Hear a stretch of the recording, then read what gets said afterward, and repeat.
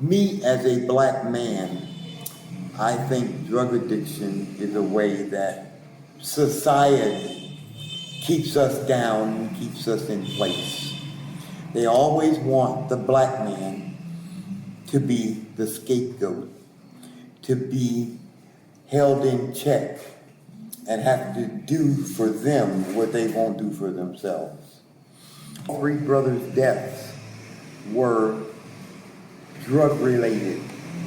Okay. My brother, just older than me, Kevin, God bless him, he was a heroin addict. He was a heroin addict for many years. He robbed the bank.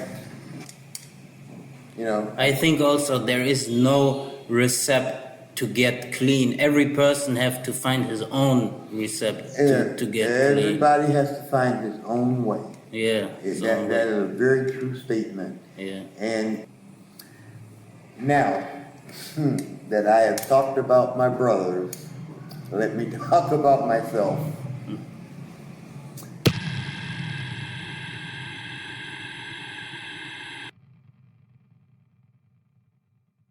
Well, I want to thank you that you say yes for the interview. And I would say, let's start with your person. If you want, you can introduce yourself, your name, and where you're from. My name is Michael Reese, and I'm from Buffalo, New York. My age is 62, and I've spent time in the United States Navy as a registered nurse. Okay. Right now we are in the Philippines, and we met each other here. Yes. So, would you say for the channel, for the community, how you got here and why you are here? I got here because I wanted to visit the Philippines. It's one of the few places that I never been to. Yeah. I've been here once when I was in the military, but I wasn't able to get off the ship. Yeah. So I wanted to come again, and at some point I want to visit a lot of the islands in the Philippines. But I thought it might be someplace I might want to live for 6 months or so. Okay, nice. And you were also in the Navy? Yes, in the United States Navy. Okay, for how long? For 24 years Okay. and 8 months. Okay. And you are from New York, Yes, right? from Buffalo, New York. So how is the life there? You went there also from the hoods, you said? I am originally from the hood. Okay. Yes, I am. Yeah. And to be completely honest, I came from a very poor family. There were 4 boys. My brothers are Douglas, Kevin, myself, and Stephen. And now I'm the only surviving child. Okay. My mom is 84 years old now, and she's getting elderly. And you can see her decline almost every week or every month. You can see a little bit of decline. Okay. When we were kids, we were on what they call welfare. And I'll have to say, it's not bad being on welfare. You don't know you're on welfare. I mean, you're a child, and you ate every day, and you played, and you just had a decent life. Yeah. But my mom went back to school. My mom and dad divorced. And my mom went back to school and became a nurse. And my dad worked at Bethlehem Steel, which was a steel plant. He was a crane operator. And my dad worked there for 35 years. And he supported my mom and us boys. I came from a family of drug dealers. Okay. My uncle was a drug dealer, and I didn't find out until later in life when they were doing, I was getting a top secret security clearance, and they did a background check. And the background check, they go back to where you were raised, and they talk to people, and they talk to schools, and they make sure they just do. Yeah. They do everything that a background check would do. And what they did was, when they finished the background check and they came to what they call a debriefing, they called me in. And they told me everything they found, that they were going to give me the top secret security clearance. But they told me my dad was a drug dealer. And I told them, no. My dad is a steel worker. He worked at Bethlehem Steel. But then they showed me a video. They showed me a video of my dad getting off work and he'd go into my grandma's house, and he would go in the front door, and then he'd go out the back door, and they showed him hopping the fence, and then he would be going to New York City to purchase drugs. And I was in total disagreement of it. And at the time I was stationed with my oldest brother. So I went downstairs and I said, Douglas, they say Daddy was a drug dealer.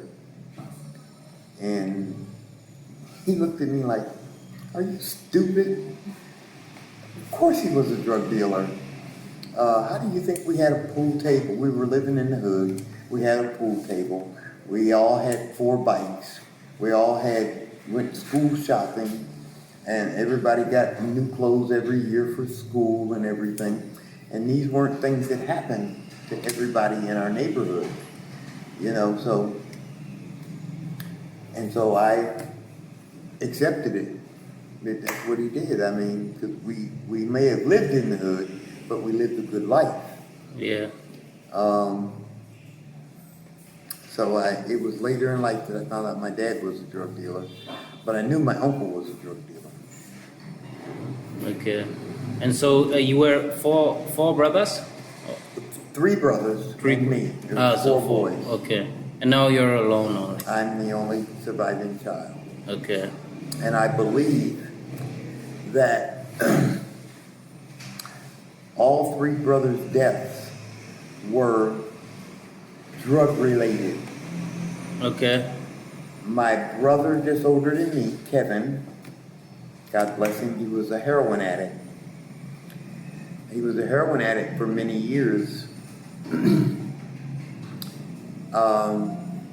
He robbed a bank at one time, and I guess he didn't get much money. I didn't know about this, but I guess he didn't get much money, but he robbed a bank. And eventually he got off drugs, off heroin. He detoxed and he got off heroin and was in recovery. But then for some reason, after 10 years or so, he ended up going back to heroin. And I don't know why, because I've always lived away from home since I was 17. I'd come back for short periods of time, but basically I always lived away from home. And so I don't know what happened that he went back to heroin, but he did. Okay. And he died a heroin addict. He died, and to be horrifyingly honest, he died on my mother's birthday in 2016, I believe it was. Oh, okay. So only 3 years ago. Seems like it's been longer than that, but I didn't come up here to stay until 15. Yeah. And so I believe he died in 2016. Okay. And then my oldest brother, Douglas, was I'm addicted to pills, Percocet. What kind of pills? Pills, opiates. Oh, okay. A Percocet is an opiate. It's a pain reliever. But if you take enough of them, you get high. And I believe, and nobody likes to admit it or say it, but I know my brother, even his wife knows it, but she won't talk about it, I think, that he died from a pill overdose. My youngest brother, Stephen, died back in, and Stephen was my best friend in the world. And he died back in, I bet it was 2005. And he was a crack addict. Now, that I have talked about my brothers, let me talk about myself.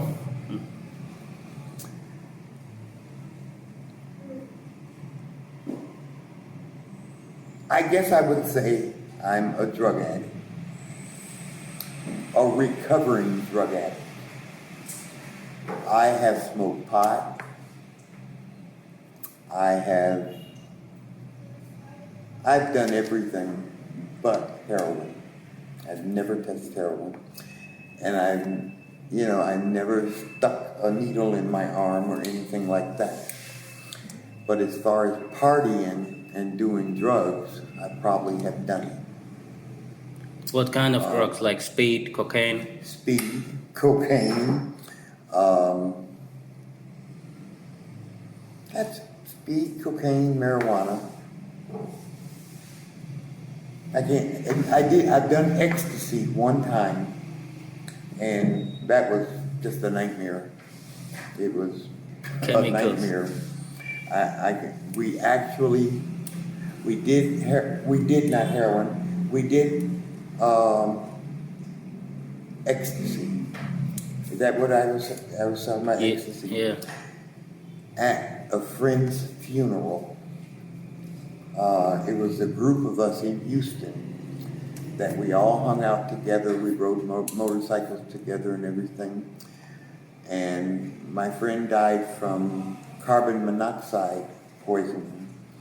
He got drunk and pulled into his garage, and usually he put the garage door down and left it open some. But I guess this time he put the garage door all the way down, but didn't shut off the car. And so he died of carbon monoxide poisoning. Oh my God. And because I was the last one with him, because we sat in his garage talking, because we had been out riding motorcycles in Galveston. And on the way back, his house was the first house, so we dropped him off. And we sat and talked and laughed and probably smoked a joint. And I left. My motorcycle was on my truck, and so I left and went home. And I guess he stayed in the car, smoking a joint or doing whatever, and he fell asleep. I mean, we'd been drinking, and he fell asleep. And so I guess he put the garage door all the way down or something, and he died from carbon monoxide poisoning.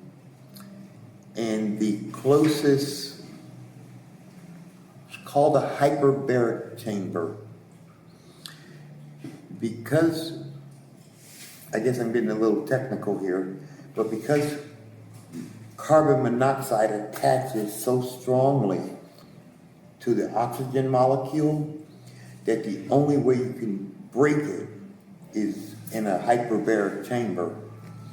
And the closest hyperbaric chamber was at the medical school in Galveston, and it was too far. You couldn't light flight him there fast enough. So he passed away. And I was really upset. Everybody, it was like we had a little gang, about 6 or 7 of us. One was a doctor, one was a veterinarian, I was a nurse, Yeah. We all had our special jobs we did. But that day, we were supposed to be his pallbearers, the people that carry his casket. And somehow his father got there, and his father refused to let us be the pallbearers. And so we were all upset again. And I guess to soothe the situation, we did ecstasy, I guess, And I don't call it an excuse. It was something we probably would have done anyway. So we were at Doug and Gary's, and we were all asleep in the grass in the morning. When we woke up, there was a party going on, and to me, when I think back about it, it was kind of like a nightmare. But a nightmare for which you had fun in, but there's always consequences to it. Yeah. So, that's what we did. Okay. What would you say is the main problem that black people always, there are always also white people who get addicted on drugs, but when you see all the studies and all the numbers, there are more black people in New York who get addicted on drugs than white people. What would you say, why is it like that?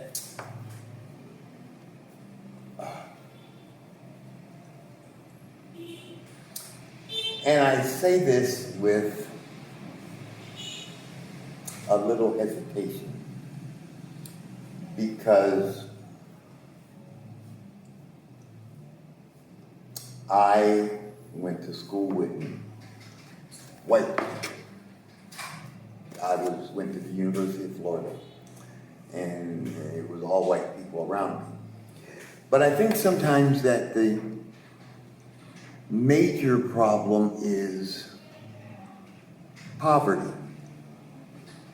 being poor, and the way that you alleviate the stresses of being poor is to use drugs.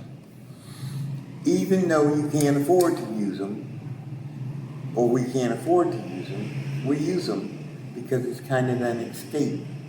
But the escape is only momentary. It doesn't resolve anything. It causes more problems than it does resolving anything. Today, I think marijuana is going to become a legal substance at some level, even in the United States. At some, there are different. We have 50 states. And each state has its own view about marijuana. But I think at some point the federal government is going to come down and have some kind of legalization in it. They already have what they call, it's called CBD oil. I don't know if you ever heard of it. Yeah, I know that. But it's a pain reliever. Yeah. For arthritis, for people like me that have PTSD, post-traumatic stress syndrome, or post-traumatic stress disorder, cancer, people that have AIDS, because it increases the appetite. And rather than, it used to be when HIV first came on the scene, people were dying from wasting syndrome. Wasting syndrome is that they just don't eat. They don't want to eat. If they eat, they throw up. If they eat, they have diarrhea. So the food is not being used as it should, and people were dying from that. People get very, very thin. I don't know if I'm answering your question or not, but yeah, you did. I think me as a black man, I think drug addiction is a way that society keeps us down and keeps us in place. They always want the black man to be the scapegoat, to be held in check and have to do for them what they won't do for themselves. You know, and I don't like to voice that because I think we are responsible for our own behavior. And I am responsible for my behavior. I have done drugs and gone to work and taken care of premature babies. I have stayed up all night dancing in the bars, drinking alcohol, snorting cocaine, snorting speed, and at 6 o'clock a.m., I have to rush off to the medical center, but I got to stop at the mobile station here because I know I can change clothes there. I can wash up and change clothes. And put my scrubs on and go on to work. And I have to say, you know, at some point it clicked with me. Would you want somebody like me taking care of your premature baby? I've been out all night partying. I've been out snorting cocaine. I've been out snorting speed, drinking beer, drinking liquor. And then I'm going into work at 6:45, take care of your baby. And finally, I guess my conscience finally got to me. And said, Michael, are you crazy? I mean, fortunately, I was not the cause of any deaths, any baby deaths. And if anything, I was the cause of stopping a baby from dying. Even in my, what do you want to call it, my sobering up state, you know. I helped save babies that were going into cardiac arrest or they were stopping breathing or whatever. But I was an addict. Or whether I was an addict or not, I was addicted to partying. I was young. This is horrible. I was young, single, and free. And I did what I wanted to do. It doesn't make it right. I had to become responsible for my behavior. And even today, I have to be responsible for my behavior. Yeah. When you could be young again, what would you make? What would you change? I think the primary thing I would change is my drug use.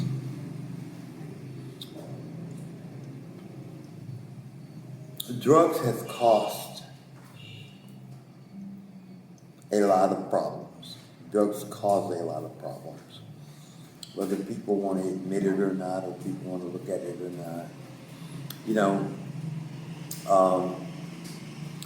because of my injury in my neck, in my spinal cord, I have been ticketed for driving under the influence because what they do is they can stop you.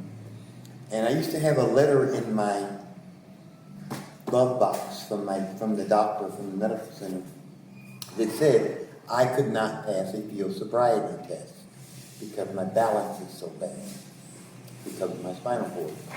But you can show that to a cop and he don't care. He don't give a shit about that letter. Yeah. Use my language. And he wants to see you walk a straight line. If you can't walk that straight line, you're going to jail. If you can't do this and touch your nose, or close your eyes and touch your nose, you're going to jail.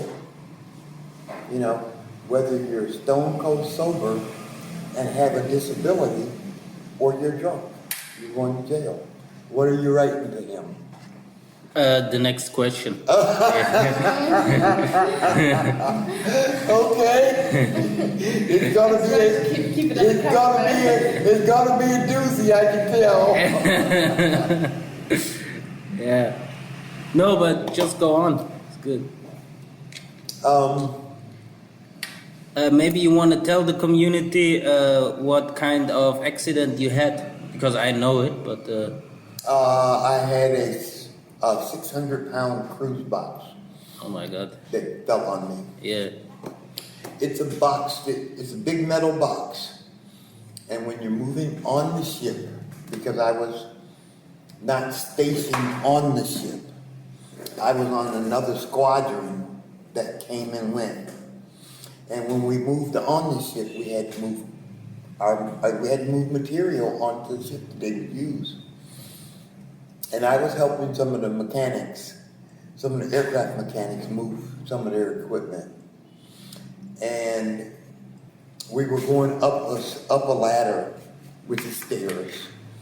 We were going up the stairs, and the guy was pulling it, and I was at the bottom, and the handle snapped off on the top side, and the box came crashing down on me.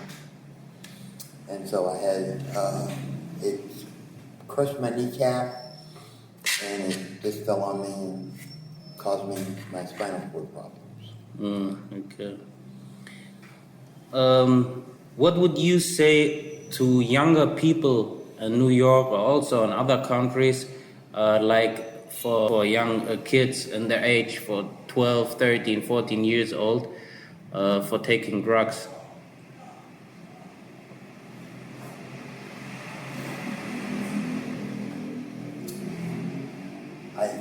I'm sure I would beg them to stay away. Yeah.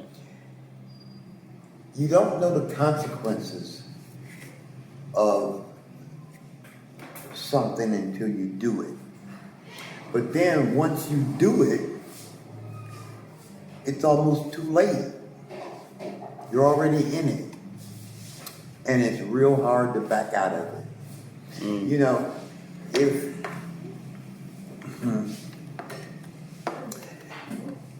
you could, you know, your friends that gear you towards using drugs, those aren't your friends. They just want to be, they want you to be common. It's always easier to pull somebody down than it is to pull them up. Yeah. And what I mean by that is, look for people that want to make you a better person. Don't look for people that want you to, I'll even go say smoke pot. You know, at the age of 10, 11, 12, you should be in school. You should be doing your school work. Because I found, for me, and I was a good student in those younger years. And so I was able to get into a good college. But I still had to work almost twice as hard as everybody else because the schools I went to were substandard. Yeah. So I would beg you to do your schoolwork, stay in school. Drugs, believe me, cocaine, speed, crack. Crack is a cheap drug in the hood, and it's a deadly drug. I mean, people. You took ever crack in your life also? Yeah, I have. Okay, but now you are taking it? Or? No. No. Okay. No. So, like, you know, there are so many people which take crack and they can't get away from it. That's right. So, what would you say to them to get away from it? What was your secret to get away from it? It wasn't a secret. I struggled, and I'll be real honest. I struggle every day. It's just. So it's a fight every day. It's a fight every day to stay sober. Alcohol, and don't get me wrong, I don't say that using alcohol in excess is good. You know, there are things that I guess, you know, I have partied and I have partied hard, but it doesn't make it right. You know, to have when I'm at home back in the United States in my house, I can buy a 6-pack of beer and I bet you it'll last me all month. Because I forget it's there. I don't drink it. I may have one in a week and not drink all of it. And I have this service dog. I have to send you some pictures of my service dog. She's a chocolate lab, red-nosed pit, and she's absolutely gorgeous. And it's just me and her. I can tell her to do almost anything. I can tell her to find the TV remote. She'll go find it for me. And back to the subject of beer, I may drink 3/4 of a beer at home in a week, and the rest I'll pour down on the floor and I'll let the dog have it. And she'll lap it up. And then she'll go to her kennel and she'll fall asleep. She'll sleep all night. I leave the kennel door open, and sometimes in the morning she'll come and she'll lay. She's big, got a big head like a pit bull, and she'll lay her big head on me, and like it's okay, it's time to get up. And if I don't get up right away, she'll put her paw on me.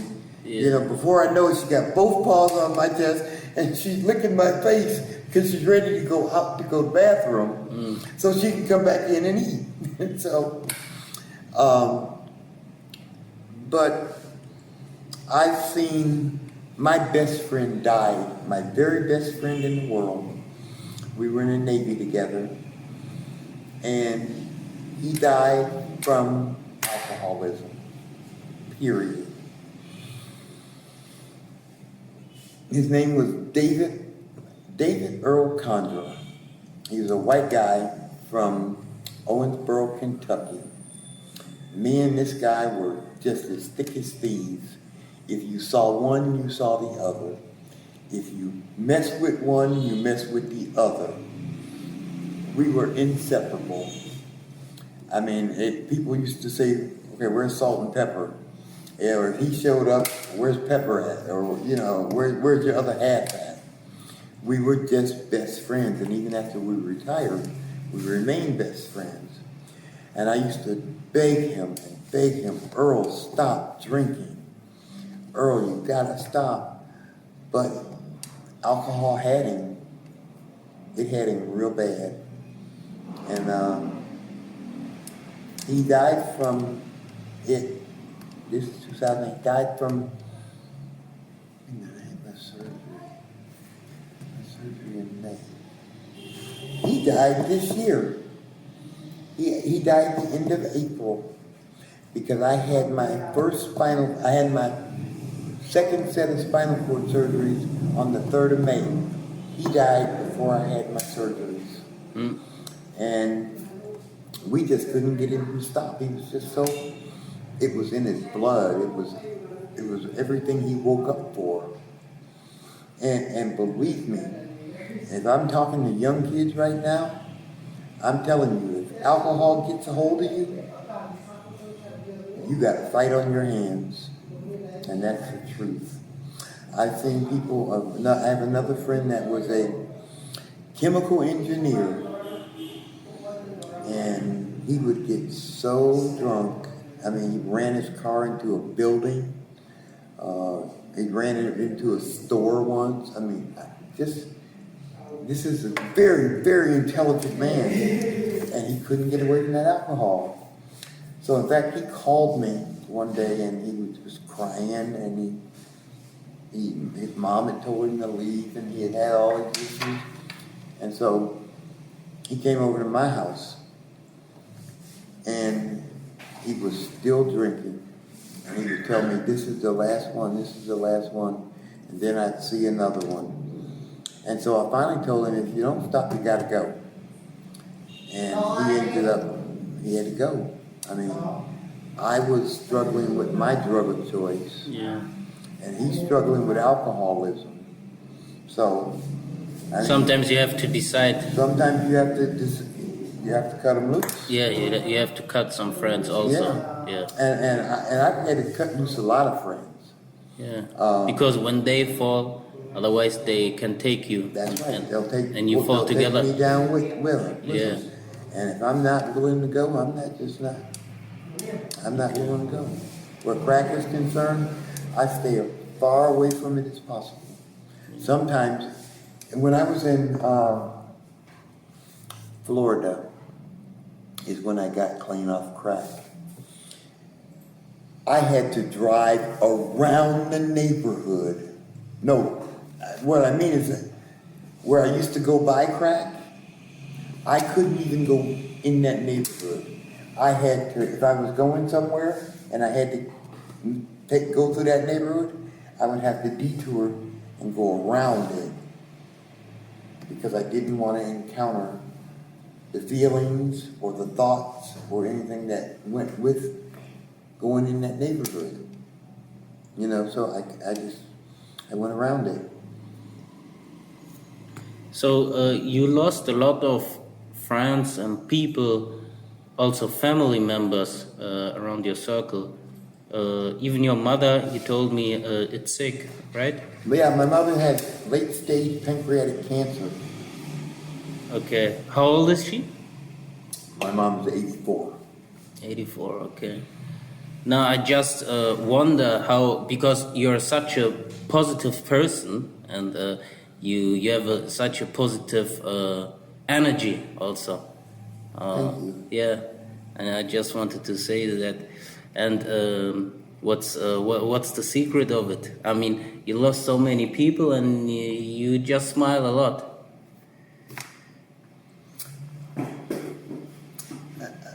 Okay. Because I said this to you yesterday when we met, right after we met. We were having lunch. Yeah. And I told you that God doesn't make mistakes. God put me and you in the proximity of each other so we could meet each other for whatever reason. And I believe that God did that because for whatever, I believe we all have a purpose here on earth. And for whatever reason, I need you in my life to complete whatever task God has assigned to me. Or you need me in your life to complete whatever task God has assigned to you. And I believe, I've had to come to believe that since we all have a job to do, and when we do it, then it's time to go home. And God will take you home. And He will open His kingdom to you. Because you did the job He assigned you to. And even though my brothers have passed away, I believe that they also had jobs to do. And no matter how they passed away, they obviously did the job that God wanted them to do, and God took them home. What would you say helps you to get up every morning and don't do the same mistakes which you did in the past, like to take crack or speed or like other drugs? I think about the consequences. I am just too old to deal with the consequences. And if you don't want to make the same mistakes I made, don't do it. Because there's no going back. Once it's done, it's done. And I'm going to say this, that NA, which is Narcotics Anonymous, and AA, which is Alcoholics Anonymous, they all welcome you in, but it's a lot of work. It's work every day. You know, You got clean in the hospital or you made it by yourself? I did it by myself. I did it by going to AA and NA and talking to people, talking to other people in recovery. Okay. For me, it was a very fine line that I had to walk, because I believe you can become addicted to NA and AA as well as you can become addicted to crack and heroin and cocaine. So if I didn't want to become addicted to AA, because it seems to me like trading one addiction for the other. So you stop using crack every day, but you go to these rooms every day, and everything you do is associated around AA and NA. So what's the difference? You're trading one addiction for the other. So I think I had to walk a very thin line that I could stay clean using AA and NA, but I could still go play basketball, I could still hang out, I could still do the things I wanted to do. Yeah. But if anybody out here talked about, let's go smoke crack, I ain't got nothing to do with you. I'm out. You know? I think also there is no recipe to get clean. Every person have to find his own recipe to get clean. Everybody has to find his own way. Yeah. That is a very true statement. Yeah. And sometimes finding your own way is hard. It can be a very long, lonely road having to find your own way. And speaking of that, speaking of long, lonely roads, you know, I tell you that I have a lot of friends. I have friends all around the world. But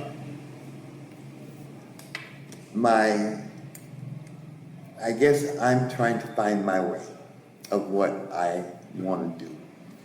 You know, losing my 3 brothers for whatever cause, or whatever reason, makes my road a lonely road. Because I could always go to my brothers no matter what.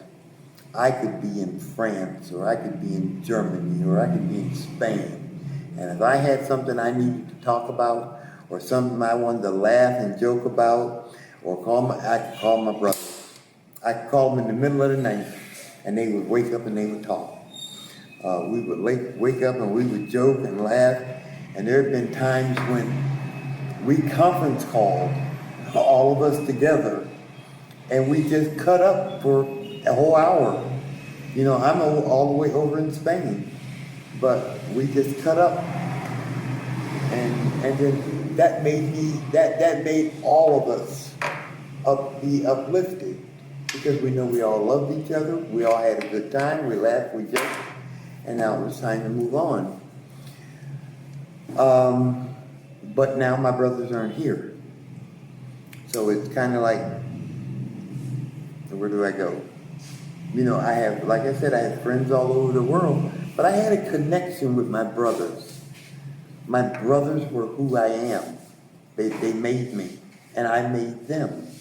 You know, it made a complete circle. So I'm having to find good people to substitute for that. And I don't know. That's where I'm at. Like you said, you were in the Navy for 24 years. Would you say the things what you have seen there, and also the other people what they have seen there and did there, is also a reason why a lot of people there take drugs or have to take some pills to get some sleeps, or you know, because what I heard and also what I saw is a lot of people, when they come back from the Navy or from the military, they are not the same like they got in. That's a very true statement.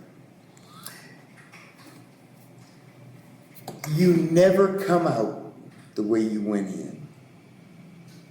It's impossible. Especially people that are ground troops in the Army and in the Marines. They tend to have more problems because they're the ones that are fighting on the front lines. They're the ones that are seeing people get killed, or seeing your best friend be blown up by I think it's called it's an incendiary bomb, or IUD.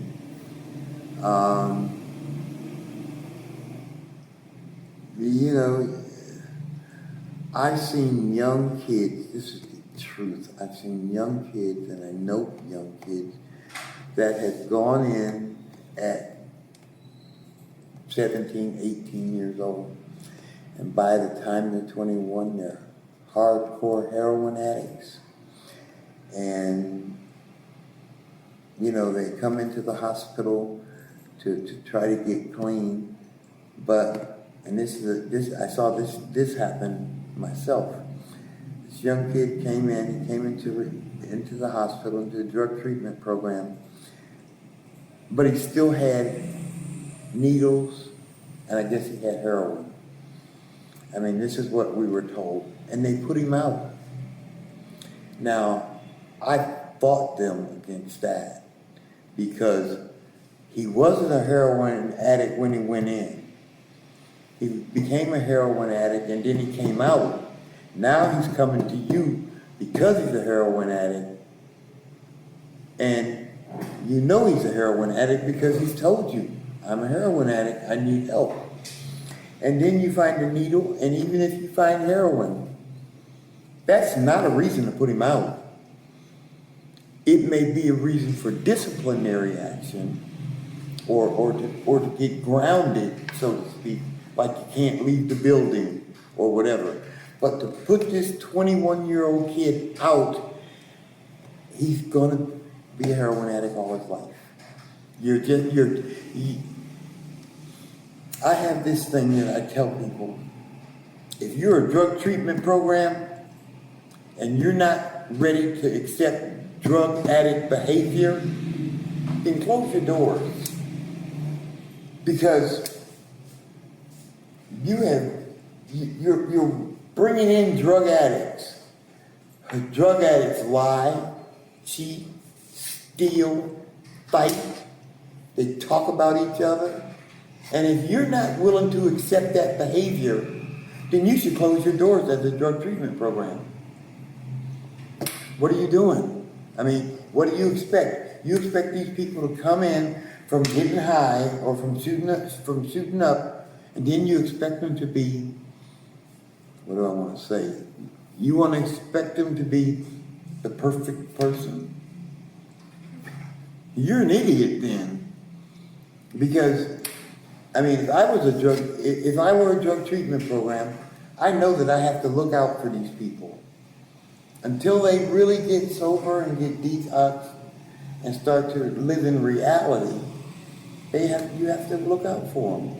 You have to try to protect them. And sometimes protect them from themselves. You know, they want to get their drug of choice. Lock the door. Don't let them out. Whatever you have to do.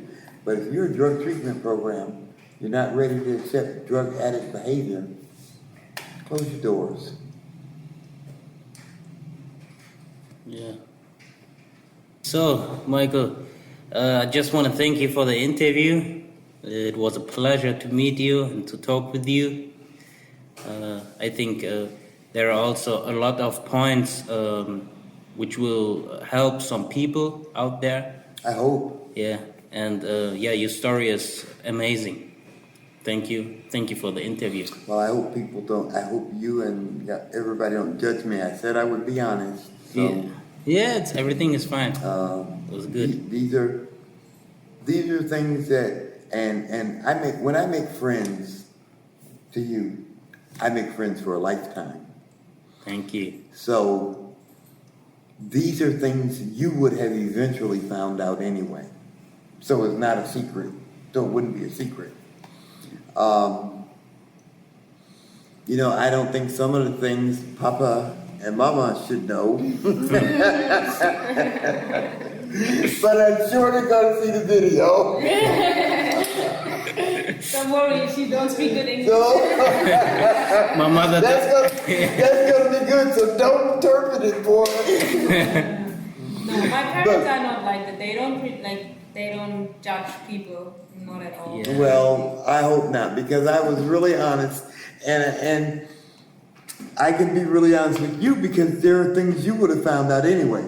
Yeah. And then we would have grown closer and y'all would have found out anyway. So it's kind of like the little family thing going on here. You know, shh, don't tell mama. I smoked a joint last night, but don't tell mom and daddy. You know, so it's that little family thing going on here.